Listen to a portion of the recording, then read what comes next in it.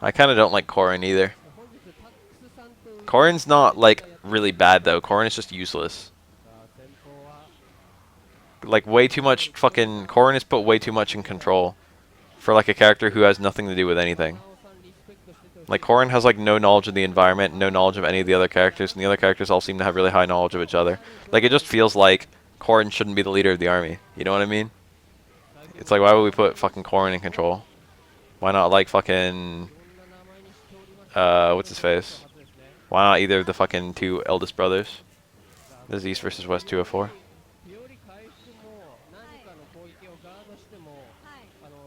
Like when you had the other avatars, when you had like Robin, it's like ultimately Chrom was still the main character, and it made sense for Chrom to be the main character. You know what I mean? Chrom felt relevant. Chrom like knew all of the other characters. He knew the universe, and he like explained things to the player. So like the avatar was still like, you know, a self-insert where fucking shit was explained to you. It's important to have a character like that. It's not necessary. It's just that like it makes it really easy to get into the universe. To have characters like have a good reason to talk about like what's going on. Like you still did everything with Chrom, and Chrom felt like he felt like a natural leader, and he felt like, you know, he felt well motivated to do all the shit he was doing. You have nothing like that for Corrin. It's like there's no particular reason Corrin is leading the army.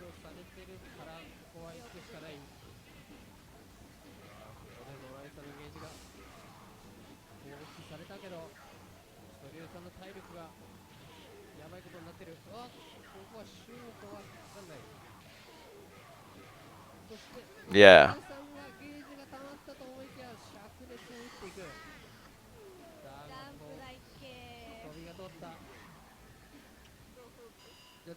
I mean, you can just have a main character who's sheltered, and they don't have to be an avatar, and people still explain stuff to them. Like, I remember in Path of Radiance, I didn't know what a desert was. And it's, like, explained, like, what the fuck a desert is. And, of course, they're just explaining it to the player. It's like, oh, well, fucking characters are going to have poor movement. But it's, like, kind of funny. It's kind of a funny concept that I could literally never been to a desert at any point during his life, and didn't even know they existed.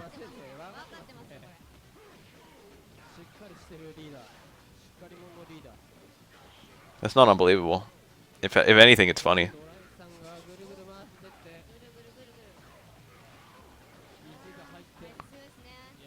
Yeah. I really hate the way that they did that. That whatever villainous team is still like obsessed with you. It made me like it made me think Awakening was a lot better in that regard. Awakening was so much better about like most of your enemies were risen, or like they were like rival armies. There was no like bullshit about like everyone fucking. You weren't just like a clear moral high ground. I mean, you were against the Risen. But the fact that you're a clear moral high ground just makes it so stupid. Like regardless of which side you pick.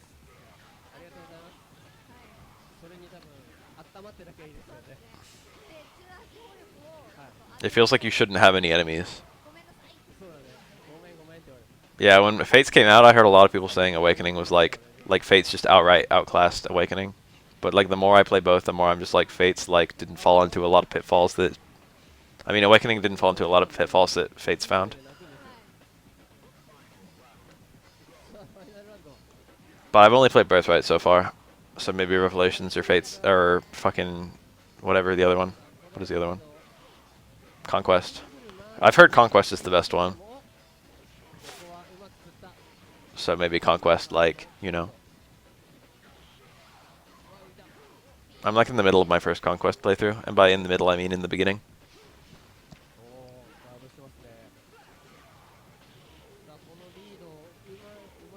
The Slugfest. I'd confirm. That was his jumping combo, huh? Jumping hard SPD. Honestly, Hugo can't get anything meaningful off a jump in. Hugo has like no way of converting off a jump in at all. Especially Super 1 Hugo.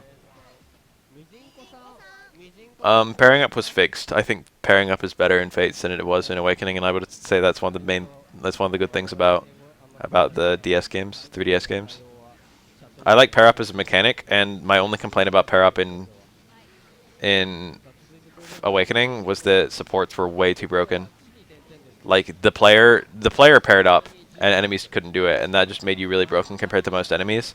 And then factoring supports, like you just became unstoppable. Like it was always best to just take half the units and support all the time. You didn't even really lose experience. You just got all of your experience like focused on certain characters. But even then, you could just swap mid-fight. You could just change it so the other character is leading. But now there's a good reason to stand next to each other and a good reason to be together. Like the pair up versus not pair up is now balanced, and also the enemies use both mechanics. So I would say that's dramatically better. They were a lot smarter about what the enemies suddenly playing by your rules, so you weren't broken compared to the enemies. And also, like, they balanced it so that there were two things you had to consider. There was like a good reason to pair up and a good reason to not pair up. Made it more tactical. I would say in general that increased the tactics like overall, which is something I'm like, you know, big in favor of. Trying to avoid a super one there, holding it back. Ugh.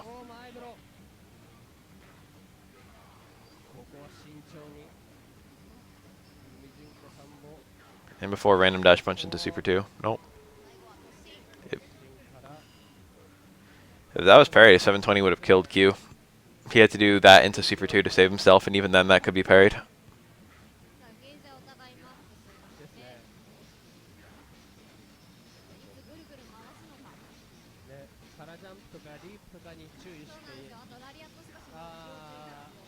I don't like a lot of the new classes, to be honest. And I didn't like the removal of a lot of classes either. Outlaw I really liked. Relegating the Thief to like combining Thief and Bowman was kind of cool. I feel like both Thief and Bowman were too specialized. Or not too specialized, but they were like both like they struggled to distinguish themselves. But now that the gimmicks of Thief and Bowman are on the same character, that character is extremely distinguished. Like I feel like the only thing about Thief is that they could steal, like pick locks. The only thing about Bowman was that they could attack from far away. And otherwise they were just super fucking useless or obscure. Q is, I don't know, it's hard to say. I guess he's gotten, I don't know, it's hard to say.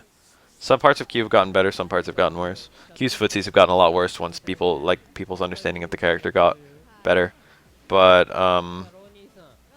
as people got better at parrying, Q became better. Because Q benefits more from parries than he gets shut down by them.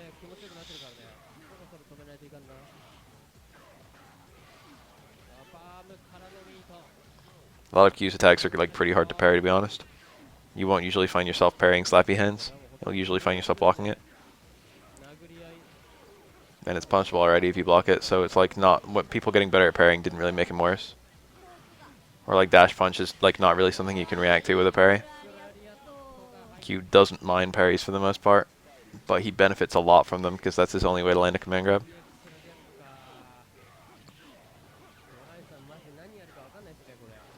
It's not like Q doesn't mind parries. Every character in the game hates being parried. That's what I'm trying to say. Q doesn't mind more than most characters. Got him. Never let Hugo in once. Whew.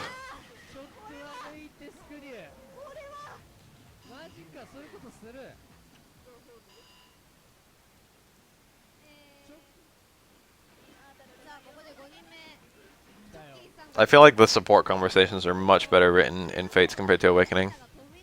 I feel like Awakening's general support conversations were, here's some food, thanks, I love you, let's get married. They were very forced. There were like a couple interesting support conversations. And almost all of them were the same sex ones, because they actually needed to think of reasons for characters to talk if they weren't just trying to pursue a marriage. Hugo is generally considered mid-tier these days.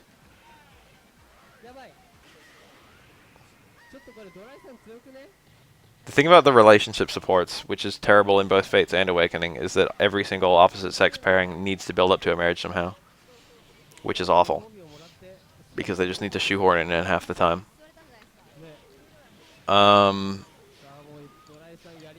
Oh, he dropped it. It's supposed to be XDP, but he rolled the wrong way because probably the game got confused on which side he was on.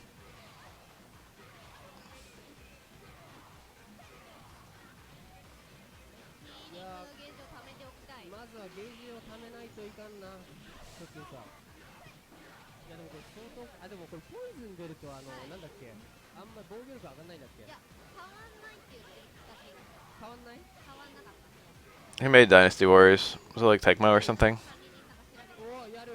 Didn't Capcom make a Musou?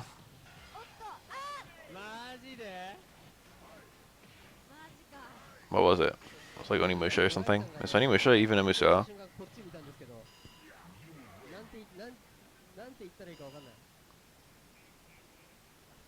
Reina only had one support conversation, didn't she? I didn't even do it. Wasn't she just like fucking corn sexual?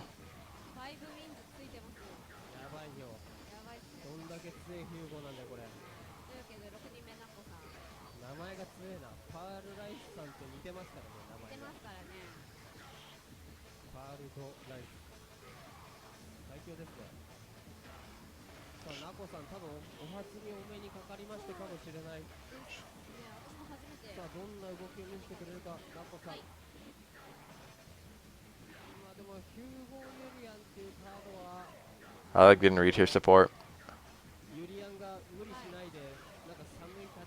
She seemed edgy. I think her little profile thing said like it was like gentle and violent or something like that. It was like some like fucking I don't know, some borderline contradictory shit. She was one of Mikoto's retainers, right? That's kind of notable.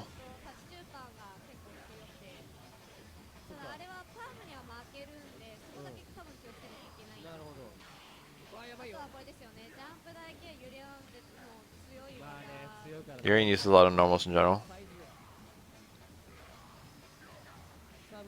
Raw tackle is not that bad against Hugo. Hugo doesn't have a good means of punishing it, I don't think. Nice. Medium fireball hits Hugo standing oftentimes because he's tall. But at the ranges where it hits Hugo standing, he can crouch to avoid it and then like punish it on reaction with low strong. So it's like incidentally good a lot of the time, but things can go very awry for you if you use it a lot. Hugo can kind of poke it pretty comfortably. That's like the way that grapplers should function with fireballs, I feel. Nice. Very nice. Very safe. I'd like to see a dash in. Yeah, there it is. You're representing a much better mix-up from that close.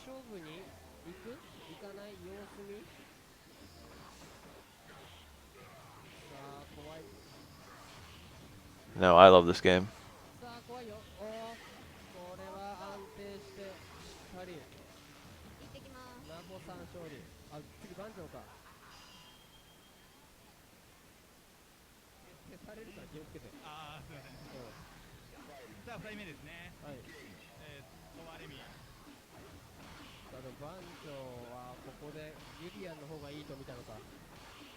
I think it was actually Paul too.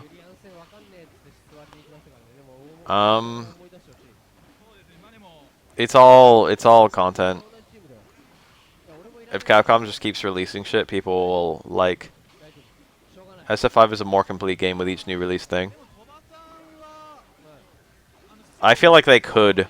They said that they wouldn't ever make an update. I mean, they said they'd update it, but they said they would never make like a Super SF5. But I don't think a Super SF5 would be a really bad idea.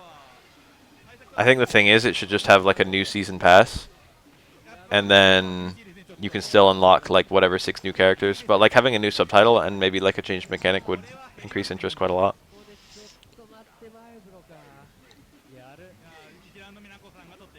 But yeah, the season 2 list would go a long way, especially if it was characters people cared about. It's such a delicate road though, because I think that the best characters from them bring are characters who never had a really good chance before, like Sea Viper. Like I'm not even like a guy who's like, I don't even think Sea Viper should be on season 2 list, but she's a great example of what I'm talking about. Is that a lot of people never played Sea Viper. In that regard, she would be a really terrible pick, because like there's very few people asking for her. But also a lot of people never played Sea Viper, but she's a really unique play style, and a lot of the things that were turning people off of Sea Viper were that she was really hard to play. And if she wasn't really hard to play, I think she would see a lot more players. So like Siva, like having a second chance is like the way that I think that they should do it. But also that wouldn't generate interest as fast as just bring characters that everyone played. Like Cody or something. Like if they announced Cody, like a lot of people would be like, oh shit, I made Cody. But they announced Sea Viper, like no one would be like, oh man, I'm a dedicated Sea Viper player from earlier. You see what I'm saying? Like it would be better off if we got some of those never had a chance characters.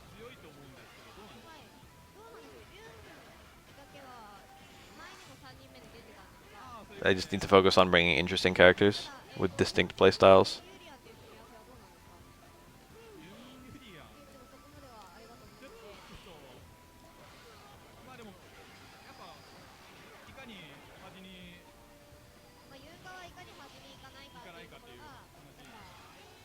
I genuinely don't think any of the DLC characters are weak. I feel like they're all about the right strength, and I feel like the only reason they don't hold up to most of the other characters is because they're newer.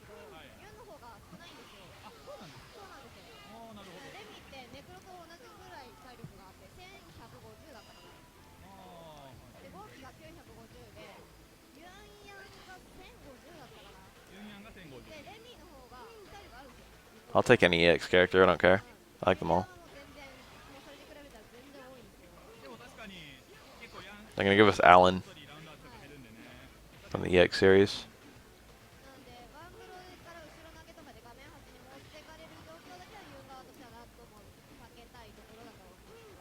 I've heard so many people complain about the tiers of the DLC characters. It's like fucking what? They're not a yin and yang. That's a problem. Yeah, to fix every character feeling weak though, they need to buff everyone. Urian maybe feels weak. I've seen people say they think Urian feels weak. Alan wasn't cool. Alan was like the least cool character. I really hope that none of the Season 2 characters are the characters already programmed to the game. I hope they don't fall onto a doll or Peter this quickly. Eventually maybe, but not yet. It would be unhype as fuck if they went for Peter or a doll.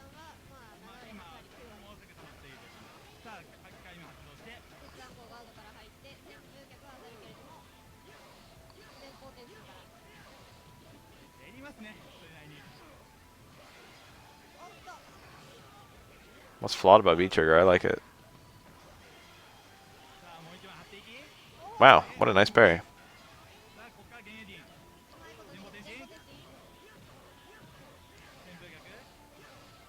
I love that ender.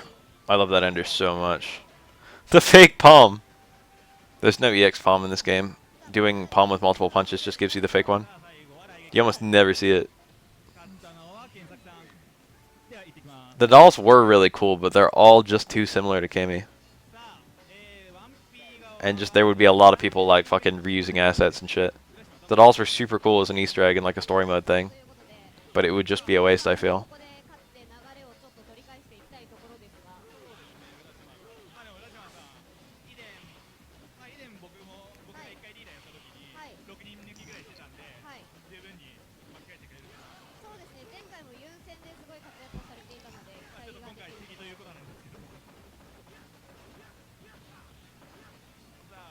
That pairing. Only getting access to it at endgame is... It's not something I'm really in favor of, but it's not bad. And you can get access to it early by using like your reskill effectively, which is unfortunately easier for some characters than others, but not also not bad. There's no reason not to spend it, but one thing that almost no one considers is that V-reversal, using 3 V-reversals is absolutely as good for most characters as using a V-trigger. In fact, using 3 V-reversals is often better than using a V-trigger. Just because, like, the fact that you have multiple things to spend it on counteracts the fact that you need to spend it. You need to spend meter, too. You just need to spend meter by, like, 3rd round.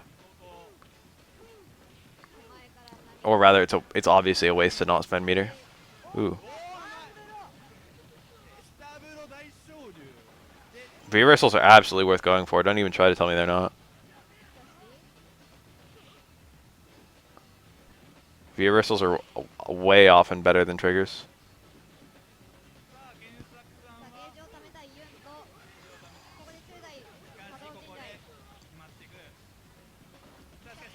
V reversals are a super underrated mechanic and always have been.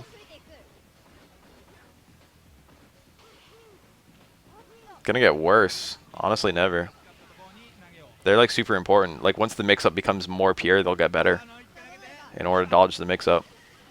You can't always react with grab. That's not like a mechanical thing.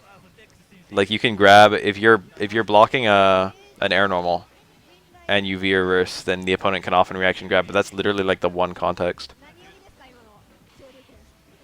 Or like option selects with V reversal work on like meaty light normals, and that's like the only other time. But yeah, like a lot of a lot of things confirm your V reversal. You know what I mean? Like if you block like certain attacks, like let's say Ryu's towards Fierce, you can react to the fact that you're blocking towards Fierce and know that your V reversal is going to be guaranteed there. That's like one of the components of V reversaling already, and that's going to get bigger as people understand them more. Or like Mika stand hard kick, it's like you can just reaction V reversal that, and you know that it's going to work.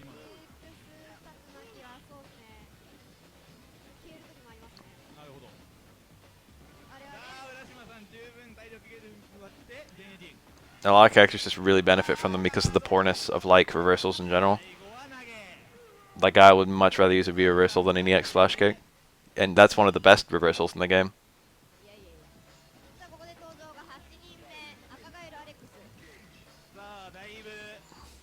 Kami's V reversal is pretty shit. I would say that's the worst one. But even then, it's like really cool.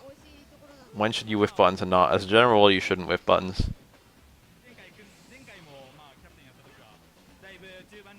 You want to, if you whiff buttons, you want to whiff buttons that aren't very punishable by whiff punishes. That sounds super self-confirming though. Let me actually explain that. You want to whiff buttons that like are kind of hard to counterpoke. You want to whiff buttons that are good counterpokes while being hard to counterpoke. For example, like Laura's crouch medium kick. It's really hard to punish her for hitting that button, but that button will punish a lot of other attacks, so it's not too bad to whiff. And then often empty cancels are a really good way of utilizing whiff normals. But as a general rule, you don't want to have like useless actions.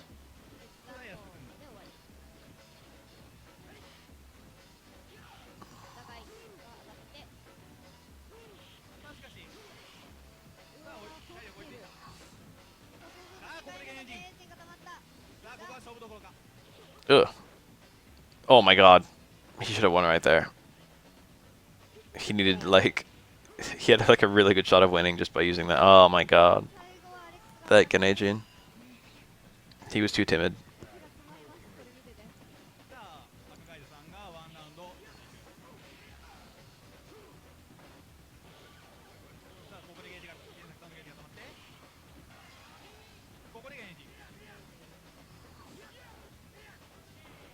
Alex did a good job of winning that Ganejin.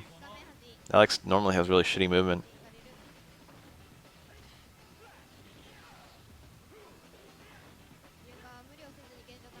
Nice.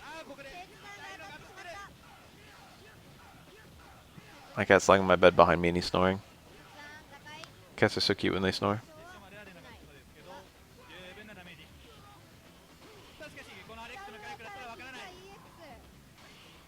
Ugh. Yunso's out of range. I think he tried to throw before Alex even landed anyway. Yunso range is pretty shit. Probably not. I should probably go to bed after this. I'll only get 3 hours of sleep if I go to bed after this, but I already napped. And it would feel like another nap. I don't need much more than 3.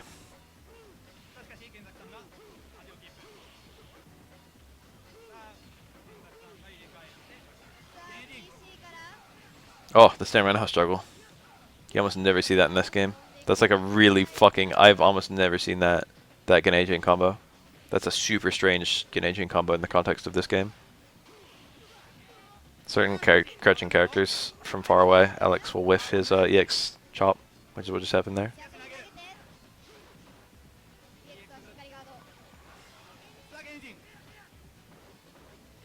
He's dead.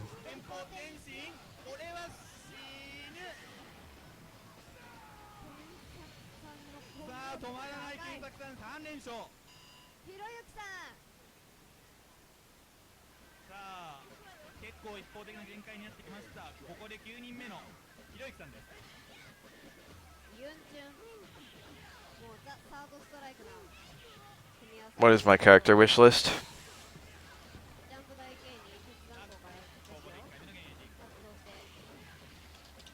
I gotta think about this for a sec.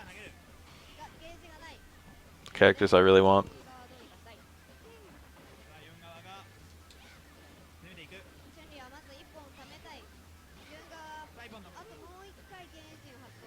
Gotta think. Gotta reflect. It's not losing players and viewers that fast.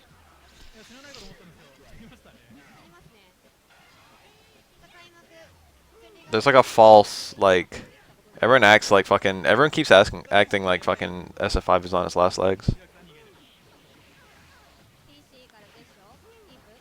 I wouldn't mind Akuma. Those are the 4 characters I could immediately think of that I want. I guess I'd be down with Sakura. I guess I'd be down with Yang or Akuma. I mean, there aren't that many characters who I wouldn't think that they were a good idea.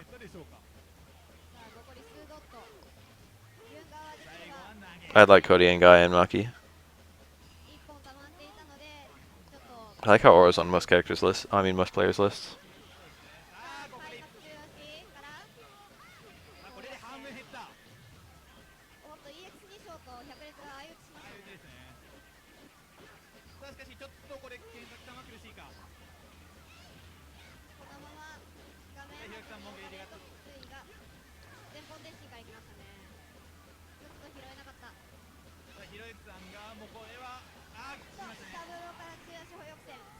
I think literally every DLC they've released has had a spike of players.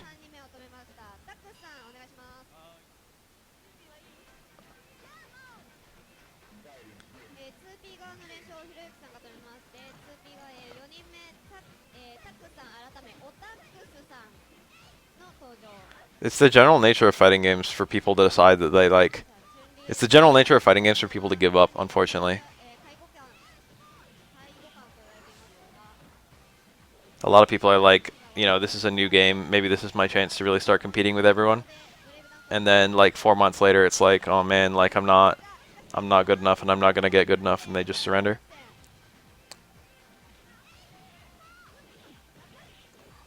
I don't think it's anything about SF5 other than just the natural wane of like Vanilla had like Vanilla sold 2 million copies but didn't have that many players like after like a year. Like player base went down so hard after like the initial release because a lot of people just never played a fighting game, or like, you know, they were giving it a chance and they weren't real like fighting game players. Or not like, I'm not trying to be like elitist or anything, but they weren't the kind of people who were going to stick around long term. And Super had the same thing. It was like fucking, well, I'll give the game another chance. And you saw this giant spike when Super came out.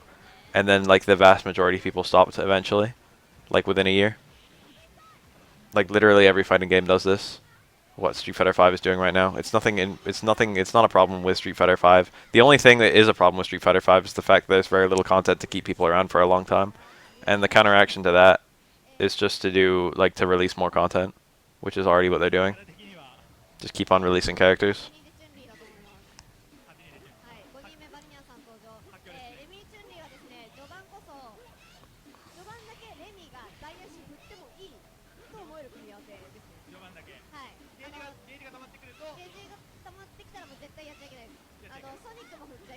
There literally hasn't been a fighting game where it wasn't like super big in the beginning and then completely waned like after a few months. I challenge you to name one.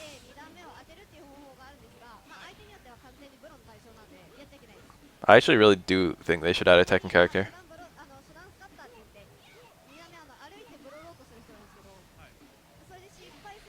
Empty jump EX flash kick.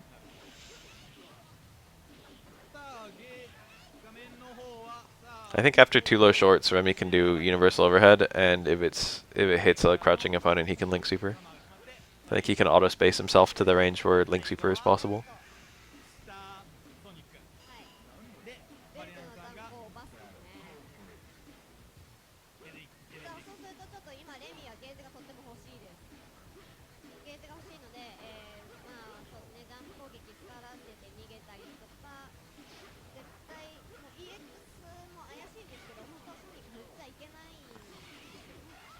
Ugh, it hit me there. He really waited that long to punish. His punish wasn't even super interesting either. He got enough charge time that he could have done like a low strong fireball super.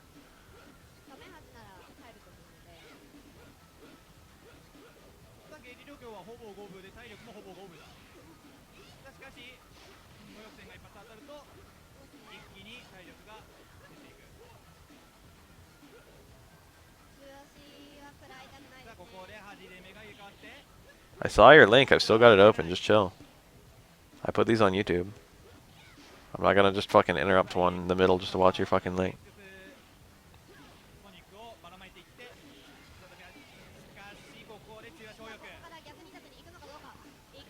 Oh.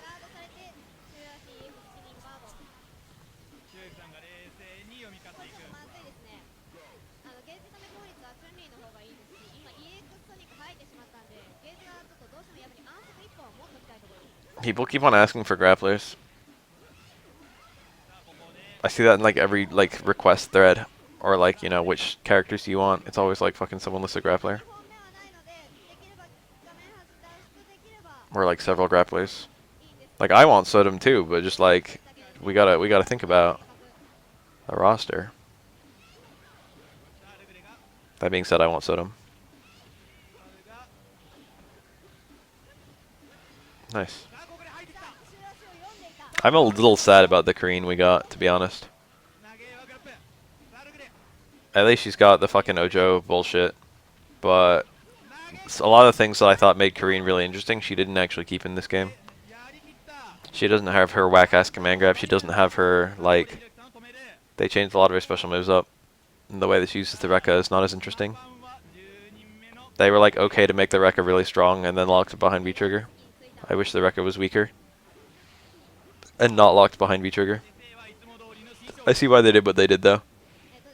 They tried really hard to make a character who was, had, like, every special move was useful for different shit.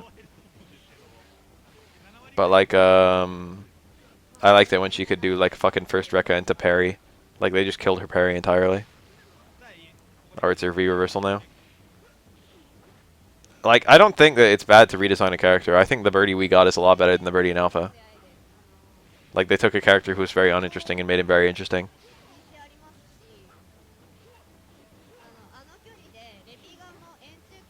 This is such a hard comeback to make. I have no idea why he's burning bar like that. It's not too bad to burn bar trying to win back around, though, in this game. You get bar fairly easily. Oh my god, is he really going to make this run back? This is insane. Oh, there it goes. Two real grapplers? What does it mean to be a real grappler? I would count Laura, and I would even count Birdie. Laura is absolutely a grappler. Her fundamental mix-up fails if you don't factor in her command grab.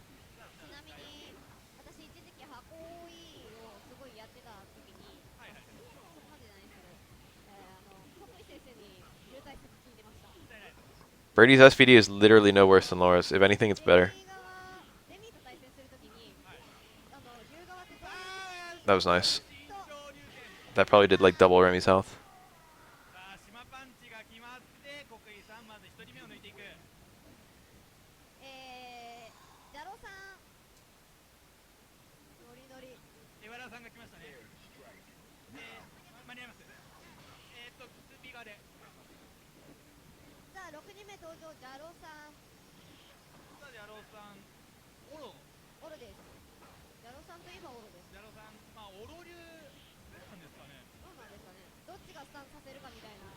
Brady doesn't rely on his command grab, but it's still in a vacuum a better command grab than like other grapplers.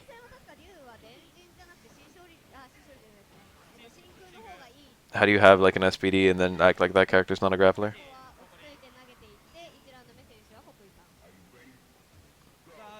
Five frames, big range, big damage.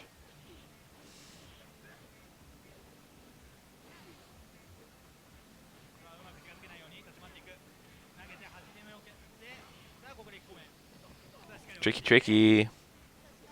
Nice. Should baited. Wow, that crouch fierce clean counter poke. That same medium kick. That was cool. That's really precise to do. Both to space and to time. Ryu's so dangerous with Super 2. This could absolutely turn around. It's going to be hard, but it could absolutely turn around. Or is a pretty good turtle, though. He should be able to win this without ever being superable. It was a Kara up fireball. Can you tell me why it's important? If you mix it in occasionally, then people have to accommodate for it. It's not very important. Vega functions without it. I'm not going to like sell it like it's the best thing ever, but it's good. It's not useless. Oh, this is going to do a fuck ton.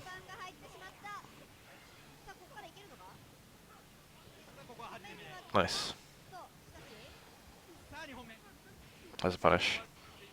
Or I can reaction punish, but his punishes aren't super high. Damage. Oh, shit. Ouch. Ouch. Oh, he like died in like 1 second. Yeah, if people are trying to get out of the command grab, that means they're jumping or backdashing, and if they're jumping or backdashing, then that means Vega's low medium kick is going to start doing a hell of a lot of work.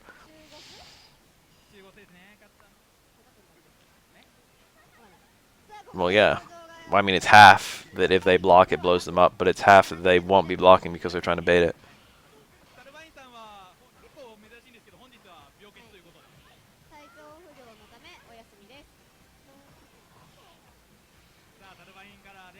If you block and land a jump in, you're suddenly subjected to a pretty good 50-50. Nice. Between throw and hard kick.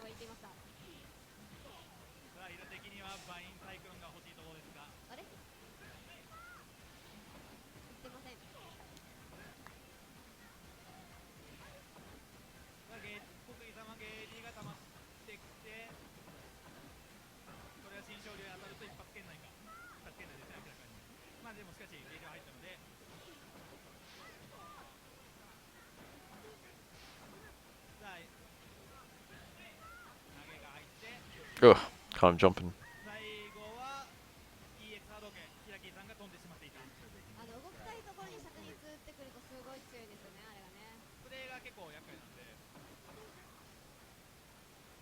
I mean, we can find some if you really want to see it. It wasn't too dissimilar from this. There was a lot of Chun-Li's in the first year.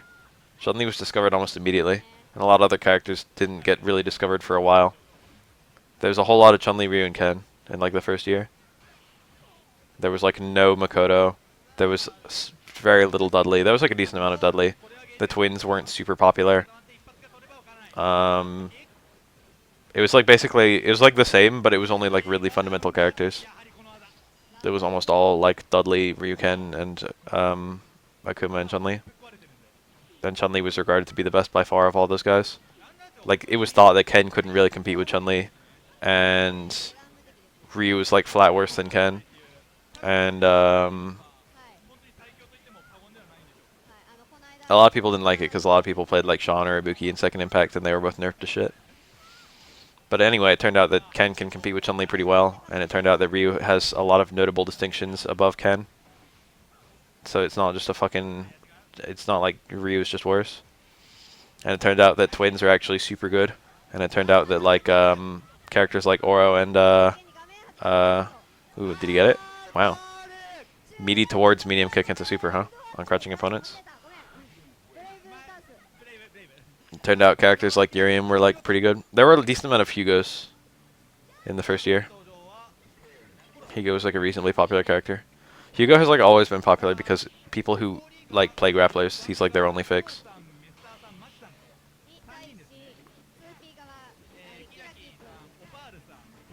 I think there were a lot of Remy's too.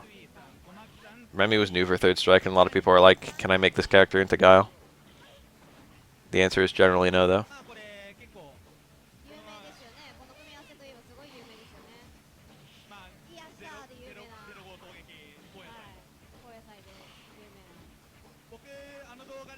That counter pressure. Lina was so strong that whole round. Oro had nothing. I don't really like Super 3 against Elena. I mean Super 2. Fuck. It's too hard. I feel like often when you get connects against her, because you need to use light fireball, you won't be able to get the infinite. And you can't get her out of the corner if she's in the corner. He got exactly the hit and exactly the screen position he needs. He can kill off of this. What the fuck? That was like super jump air throw. How do you do that on accident? That doesn't even work. Anyway, the corner combos you do with Super 3 are so much better. Super 3's like random damage is a lot better. And Super 2 doesn't help you in footsies that much against Elena. And Super 3 has Touch of Death in the corner, and Super 2 doesn't even do anything in the corner. Oh, that's it. That's the hit he needed. Wrong connect! She can quick stand. Wow. He got the dash through. He probably could have salvaged that, but he didn't react. Ugh. Ugh. That was a really good parry, and then he got towards strong when he wanted close strong. He tried to do walk in close strong. He should have won off of that combo. I honestly really don't like Super 2 against Elena. I feel like Super 2 is almost always the better super at the highest level of play, but you just need so much screen position in order to actually use the infinite against Elena. And when you take away the infinite, and the fact that like EX moves aren't super helpful against her, like Super 2 just uses most of its utility. The only matchup where you'd ever use Super 1 as Oro is against Denshin Ryu, and that's because EX Super 1 is a hard punish for Denshin Ryu at the only effective ranges of Denshin.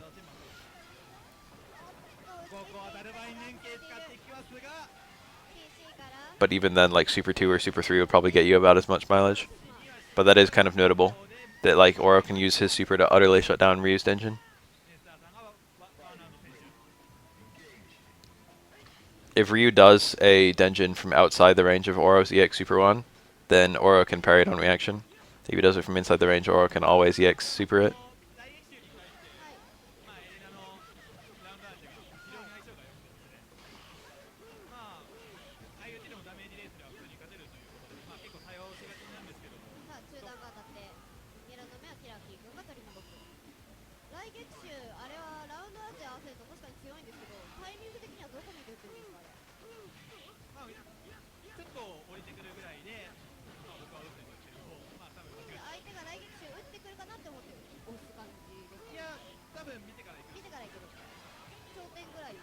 Every time you block a shoulder that's cancelled with Gennadian, it puts you in such a bad situation. That's really the problem with Yon. His footsies are too goddamn good with Gennai. Every other part of Yon is not broken. Even his damage at Gennai is like not really broken. His footsies at Gennai just fucking utterly destroy him though. If it wasn't for the footsies at Gennai, he'd be like a fair character. If it wasn't for the fact that his attacks will all like clean beat all of your attacks, and also he could just command grab you to get a free open up. If Yun lost his command grab and Gennadian, that would almost be balanced. He'd like fall down to like Yang tier.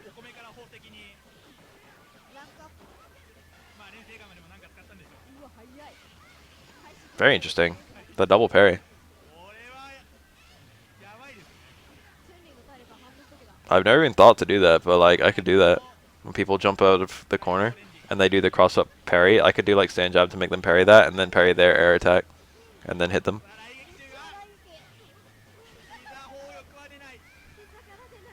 Never thought to do that.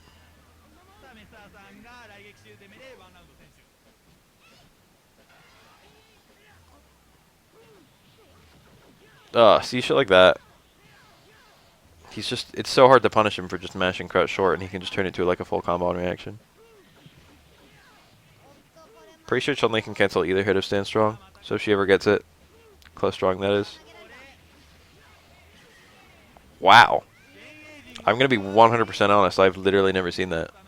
And it just blows my mind that he just has like a one bar, like, I guess all the times that you would see that, he just does EX up kicks into dash punch instead, which does more damage for the same cost. But like still, I didn't know that he could do EX shoulder and get a follow up.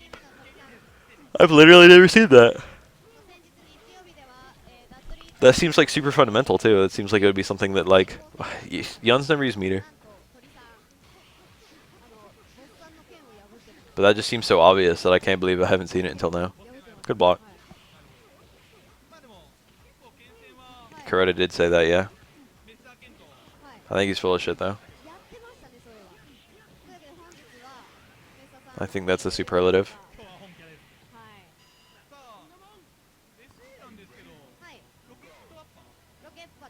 Yun has classically done really well against Chun-Li for like this game's entire lifespan. It's possible that MOV is playing at such a high level that fucking he's shut down Yun somehow. But like Kuroda could only be talking about MOV. And honestly, MOV, it's not like MOV just beats every Yun. Favorite food? I really like grapes. They're up there. Chicken tikka masala is pretty nice. That's probably top 3. I like a nice burrito. A burrito with guacamole. And beef. Like barbacoa beef. That would be my approximate top 3 in no particular order.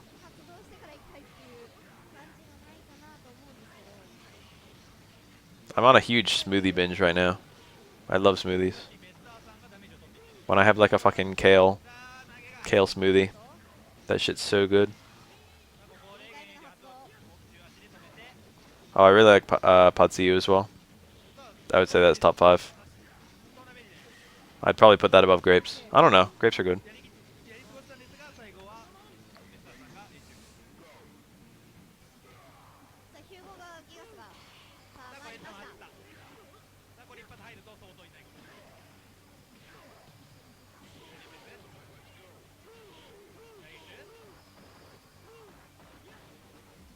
Oh my god.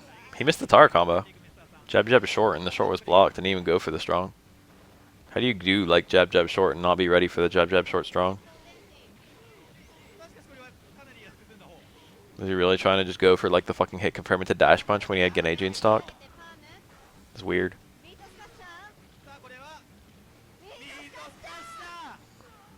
I'm like going off burritos because my stomach often gets upset when I eat them these days.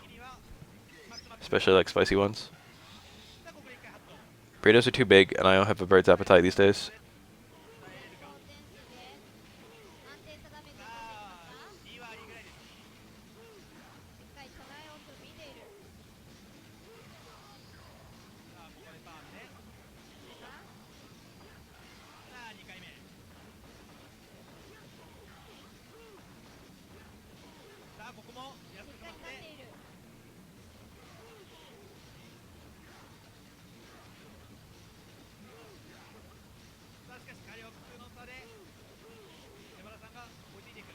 The jump back medium kick was pretty smart. Wonder if he could have landed and done like light kick into light dash punch or even just raw light dash punch. Sure, dive kick's so dirty. I think that was a failed dive kick when he jumped over Hugo in the corner. I think he probably did down forward instead of down back or vice versa. I mean, obviously it's down forward to get a dive kick.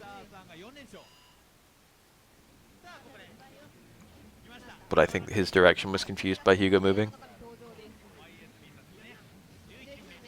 YSB! Hugo is surprisingly fair in this matchup. This matchup is probably like 5.5 or like 6-4. It's like pretty close. Hugo is so classically a bad character, but this matchup is okay.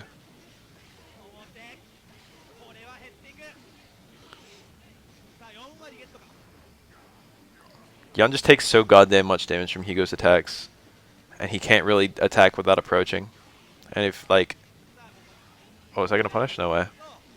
It's brave to punish it without parrying it. I would have parried it. But he just went for low short immediately. He's like, I'm going to be able to get this out in time. That was really brave. I just head forward.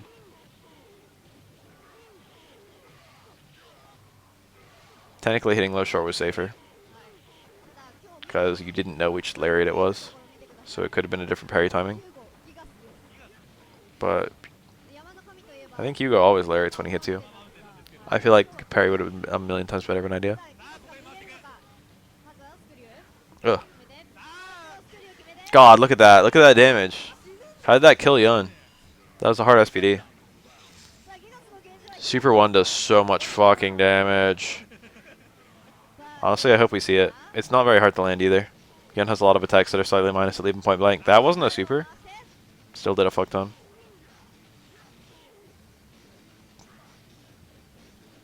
I really just want to see parry dive kick into Super 1. Oh my god, crouch roundhouse. Reversal Super 1 would have actually worked for all of that. I'm really surprised he went with that string, and not with repeated jumps. Trying to bait. But I guess it was telegraphed, wasn't it? Yeah, trying to hang out of Super 1 range. He's being super careful. That's it. He's dead.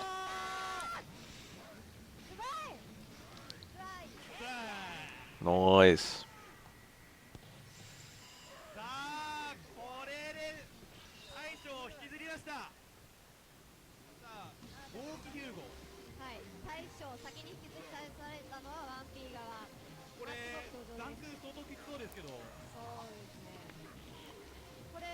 Yeah.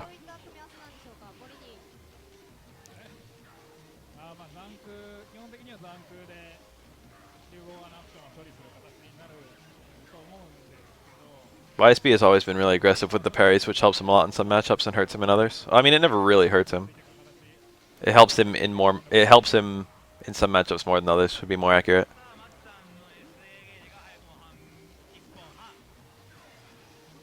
Didn't even trade.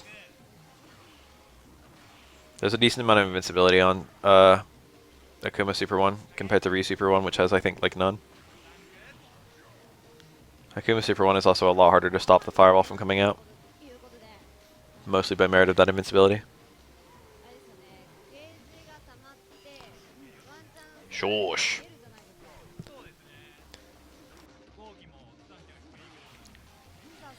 Shosh means pathetic, I think. Something like that. Shoshi.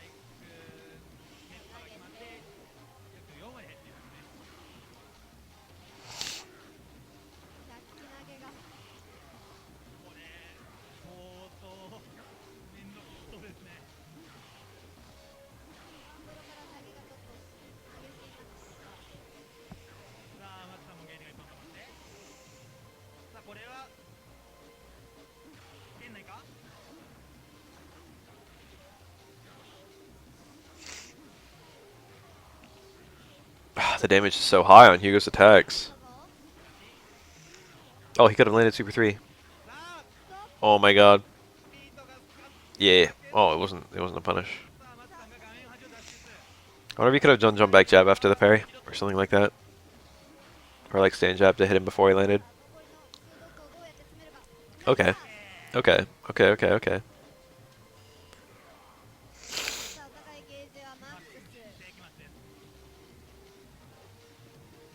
Akuma can be played to great effect aggressively and to great effect turdily. Akuma has a good variety of gameplay. Akuma is a reasonably well-designed character in this game because his skill ceiling is super high, and the number of ways he can be played is super high. Honestly, he's like super well-designed. The only problem is that he's one of those characters with like no health, which both means that he sees almost no players, and I don't know. I don't really like that kind of character design.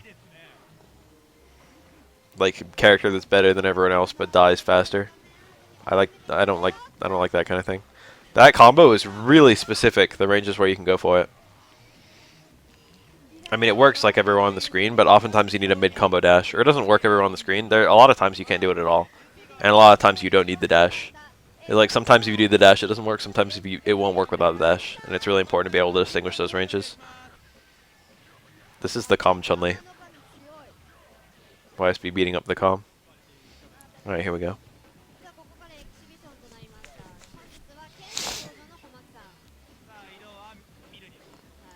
Some kind of exhibition. Komaki.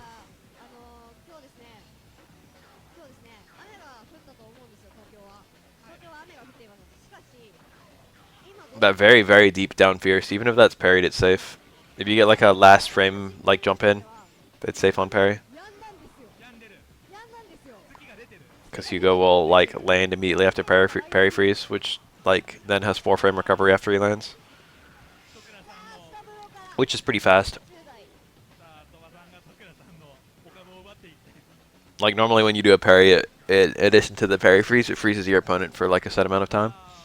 But that never happens if you do that like, you know, that close to the ground. You'll just recover as soon as you land. Not as soon as, but very close to.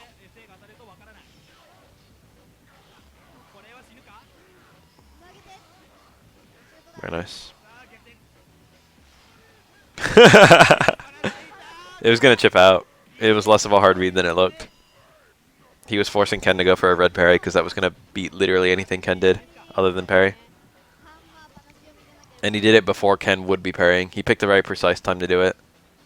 So like if Ken went for a parry, it was probably gonna fuck up his parry timing. Wow, you never see that. Universal overhead links to super for like most characters. If you do it meaty like that. Very nice. That was fucking demolished. Timeout. Let's watch that round again. That round was non-stop good. I had a cool body splash, a really cool throw reset. Fucking Universal overhead link super 3, which is pretty hard because super 3 isn't super fast. A really unsafe low short EX Lariat combo because he was pretty sure that Ken wasn't going to be blocking low. And then that toss. Why is P so amazing sometimes?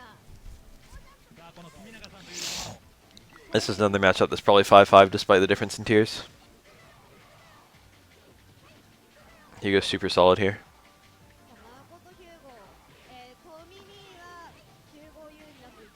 Makoto just hates approaching, and Makoto just doesn't really have a way to play without approaching. That's like the matchup in summary.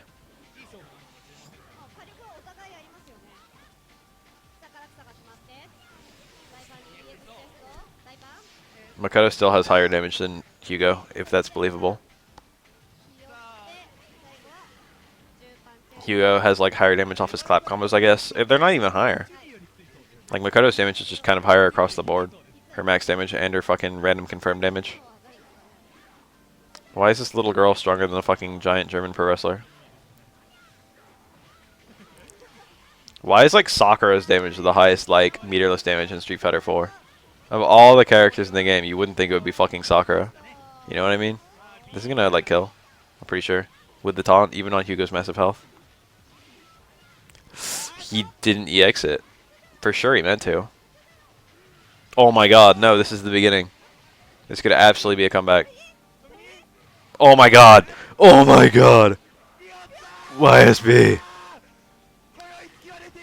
That was a mix-up where there were at least two things where Makoto would have died. That was like actually a really difficult scenario.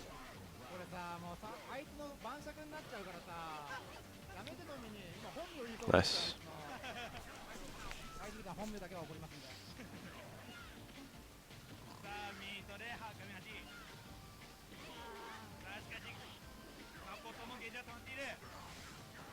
Oh my god, YSB stop. Oh, he didn't react. That would have killed. Towards Fierce would have killed there. He even could have done Stand Strong and it probably would have killed. This might be over. Damn. RIP. After all that, Makoto's still too stupid.